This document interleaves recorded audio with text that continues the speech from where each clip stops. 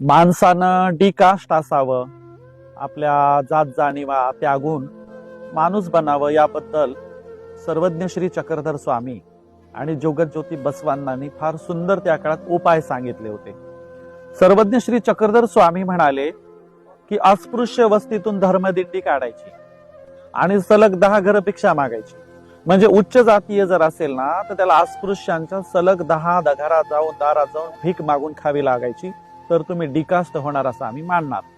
हा सर्वज्ञ श्री चक्रधर स्वामींचा नियम होता. बसवांना देखील म्हणाले माझ्या अनुभव मंडप मध्ये कुणी कुणाची जात काढायची नाही. बसवांना तर म्हणाले अस्पृश्याच्या दारातल्या कुत्र्याचा दौंडी पेटवून स्वागत करेल म्हणले ते. बसवांना म्हणाले की मी त्यांची पारोशी वस्त्रे घालेल, अस्पृश्याची पारोशी वस्त्रे घालेल. बसवांना म्हणाले की मी त्यांचे जोडे राखेल, मी जात मानणार नाही, मी डिकास्ट होईल. आणि म्हणून जगज्योती बसवांना आणि चक्रधर स्वामी डिकास्ट होण्यासाठी अस्पृश्यांच्या वस्तीत जायला सांगतात आणि त्यांच्याशी मैत्री करायला सांगतात आणि जात्यांतक भूमिका घ्यायला लावतात.